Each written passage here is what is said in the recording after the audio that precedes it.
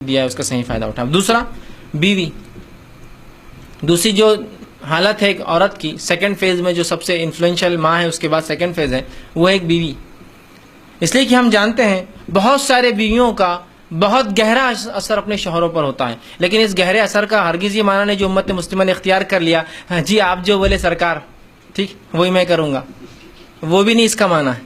لیکن بیویوں کا شوہر پر فطری اثر ہوتا ہے، لیکن وہ فطری اثر کو آپ غیر فطری مت لے لیجئے، اس لیے کہ جب اس اثر کو غیر فطری لیا جاتا ہے نتیجے کیا ہوتے ہیں آپ بھی جانتے ہیں اور میں بھی جانتا ہوں. چھوٹے سے بستیوں سے لے کر بڑے بڑے ملکوں کے حالات بتا سکتا ہوں جہاں عورتوں کو ذمہ دار بنایا گیا، وہ گھر وہ بستیاں اور وہ ملک بربادی کی طرف چلے گئے.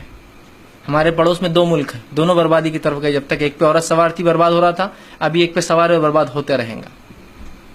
چھوٹے علاقہ لے لیجیے جہاں عورت ہے اور چھوٹا گھر لے لیجیے جہاں ایک عورت کی چلتی ہے، وہ برباد ہونے والا ہے. میں یہ نہیں کہہ رہا ہوں، میں کہہ رہا ہوں کہ شوہروں پر عورتوں کا اثر ہوتا ہے، مطلب ان کے مشورے وہ سنتے ہیں، لیکن یقیناً ہر چیز کے لیے وہ مکلف نہیں بیویوں سے. ورنہ آج معاملہ اتنا الٹ ہو گیا، اس بات کو آپ ادروے نہ ملنے کہ بالکل شوہر نے ہر چیز بیوی کی سننا چاہیے. کتاب و سنت کے مطابق آپ کی بیویاں، آپ کی مائیں، آپ کی بہنیں جب تک حکم دے مانتے رہیے. اس کے خلاف ہو چونکہ عورتیں اس معاملے میں کمزور ہوتی، جلن حسد کا مادہ مردوں میں زیادہ ہوتا ہے، ناشکری کا مادہ مردوں کے مقابلے میں زیادہ ہوتا ہے. یاد رکھیے کہ حدیث نے وضاحت کی، آپ نے فرمایا میں نے عورتوں کو جہنم میں زیادہ دیکھا. کیوں؟ ایک تو ناشکری ہوتی ہو، احسان کرنے والوں کے احسان کو اتار دیتی ہو، ہے نا، ناشکراپن. تو اس اعتبار سے کہہ رہا ہوں تو عورتوں کا مطلب بیویوں کا شوہر پر اثر ہوتا ہے، اچھی بات ہے، لینا چاہیے. آپ اپنی بیویوں سے مشورے لیتے تھے، لیکن یقیناً اس اثر کا مطلب یہ نہیں کہ مکمل اس کے ماتحت. ایک واقعہ میں سناتا ہوں. ایک مرتبہ ایک جگہ میرا جانا ہوا اور وہاں اس علاقے میں بہرحال تعلیم کے لیے گیا تھا، مجھے گھر کرائے سے چاہیے تھا. میں وہاں گیا اور ایک گھر پر پہنچا اور کہا کہ کیا یہ گھر کرائے سے ملیں گا؟ تو انہوں نے کہا کہ آپ کتنے اسٹوڈنٹ ہیں؟ میں نے کہا ہم 4 اسٹوڈنٹ ہیں. اور بہرحال میرا چہرہ اسی طرح تھا اس زمانے میں بھی. تو کہا اچھا ٹھیک ہے، سبھی ایسے کہ آپ کے جیسے؟ میں نے کہا سبھی میرے جیسے، انشاءاللہ کو آپ کو دوسرے مسائل نہیں ہوں گے، آپ اگر دینا چاہیں تو ایک روم دے سکتے ہیں. تو انہوں نے کہا ٹھیک ہے مجھے تو سب پسند ہے، لیکن ذرا میں بچوں کی اماں کو بلا لیتا ہوں، ان کے بغیر نہیں ہو سکتا یہ، ٹھیک ہے؟ تو میں نے کہا ٹھیک ہے پوچھ لیجیے آپ ان سے، باس سے. تو بولے ہاں باس سے پوچھ لیتا ہوں، ٹھیک. پھر انہوں نے اپنی اہلیہ کو بلایا، حالانکہ وہ ان کی وراثت میں ملی ہوئی جگہ تھی، ان کی بیوی کی بھی نہیں تھی وہ، پھر بھی بہرحال انہوں نے بلایا، ان سے مشورہ لیا. انہوں نے ہاں کہا تو انہوں نے پھر ہم کو گھر دیا، ٹھیک. مطلب وہ اس اعتبار سے نہیں کہ انہوں نے مشورہ لیا، اس اعتبار سے کہ انہوں نے ان کا آرڈر لیا، ٹھیک.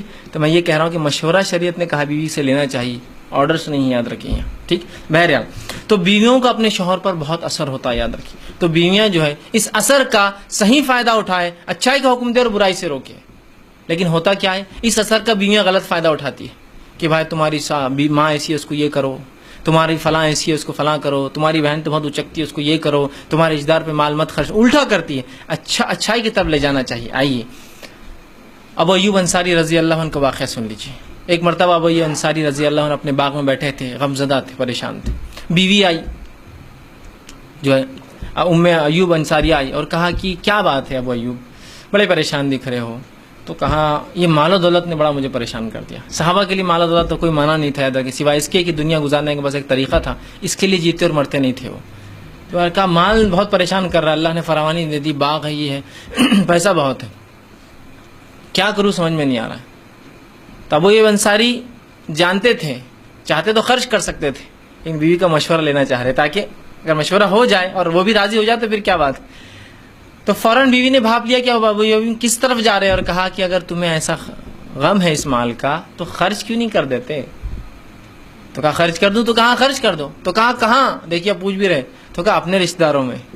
ہمارے زمانے کو بیوی ہوتی تو بولتے تمہارے رشتہ دار چھوڑ کے کہیں بھی دو تم فقیروں میں، تمہارے رشتہ داروں کو نہیں دینا، بہت تمہارا فلاں بھائی ایسا ہے، تمہاری بہن ایسی ہے، تمہارا وہ فلاں ہے. کہا اپنے رشتہ داروں میں، اپنے رشتہ داروں میں دو، یہ نہیں کہا میرے رشتہ داروں میں دو، کہا اپنے رشتہ داروں میں. ابو ایوب انصاری خوشی سے چلے گئے، جا کر خرچ کر کے آئے. جب واپس آئے تو کہا کتنا خرچ کیا؟ تو کہا 32,000 درہم، 32,000 درہم انہوں نے اس روز جو ہے صدقہ کی، رشتہ داروں میں اپنے بانٹ کر آ گئے. ایک درہم جو ہوتا تھا چاندی کا ایک سکہ جو 0.4 گرام کا ہوتا تھا، 0.4 گرامز.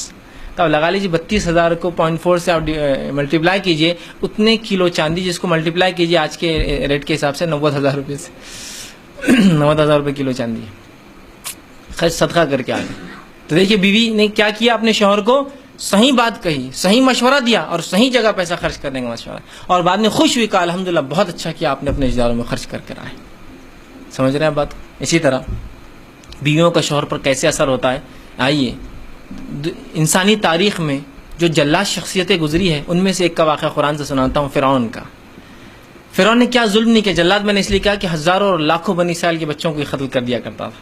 جیسی کوئی عورت حاملہ ہوئی رجسٹریشن ہوتا تھا, اولاد پیدا ہونے کے بعد چیکنگ ہوتی, لڑکا ہو تو ذبح, لڑکی ہو تو چھوڑ دی جاتی تھی. اس لیے میں نے جلاد کو سب سے ظالم شخص ہے.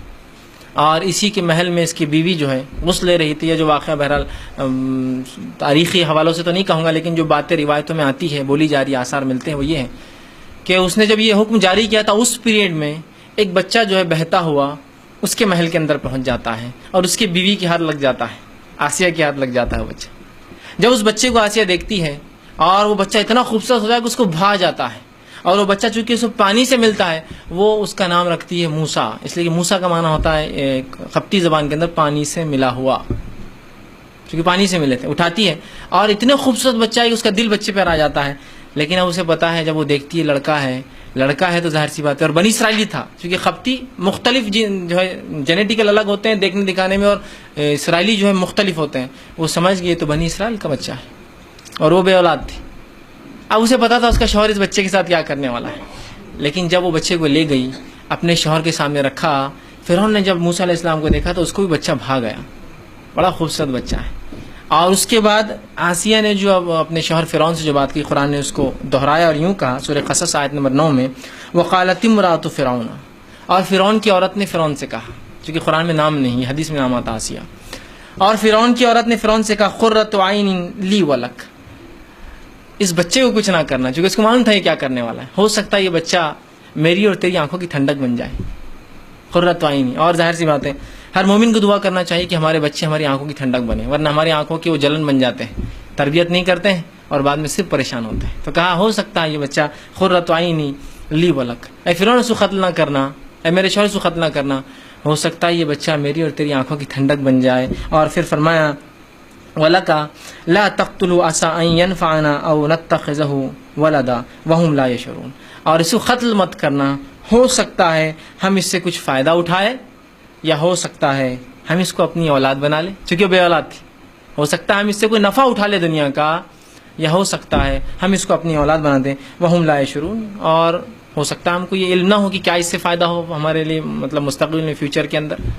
اور فرعون نے اپنی بیوی کی اس بات کو مان لیا, اس لیے کہ بہت ساری بیویوں کا اپنے شوہر پر اثر ہوتا ہے. یہاں آسیہ اچھائی کا حکم دے رہی تھی, کوئی برا کام تو نہیں کہا, لیکن وہیں اگر بیوی برائی کی طرف شوہر کو مائل کرے, بھائی رشوت لو, کیا ہوتا ہے رشوت خوری کرنے میں, زیورات میرے نہیں بنیں گے نا اس سے. رشوت کھایا کرو آپ, رشوت نہیں لوں گے, 2 نمبر 1 نمبر نہیں کرو گے تو گھر کیسے بنے گا اپنا نیا.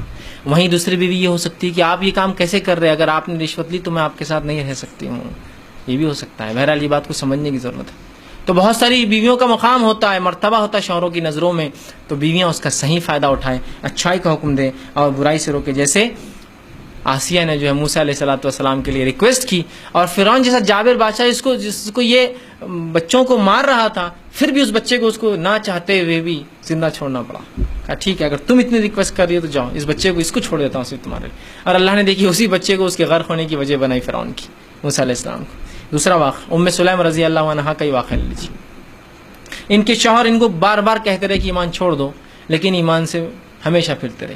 اس کے بعد جب ان کے شوہر انتقال کر گئے تو ان کو ایک دوسرا رشتہ آیا, ابو طلحہ رضی اللہ عنہ کا. ابو طلحہ کا انہیں رشتہ آیا. ابو طلحہ مدینے کے رہنے والے تھے. آپ نے رشتہ بھیجا ام سلیم کو. ام سلیم نے جو ابو طلحہ کا رشتہ دیکھا اپنی عدت کے بعد, یہ دور جہالت کی بات ہے یاد رکھیں, لیکن ابھی ام سلیم ایمان والی تھی, تو کہا ابو طلحہ ایسا شخص نہیں اس کا رشتہ میں ٹھکرا دوں, اس پہ غور کرنا پڑے گا, کیونکہ ایسے کچھ لوگ ہوتے ہیں جن کا رشتہ ان کی بات ٹھکرا نہیں سکتے.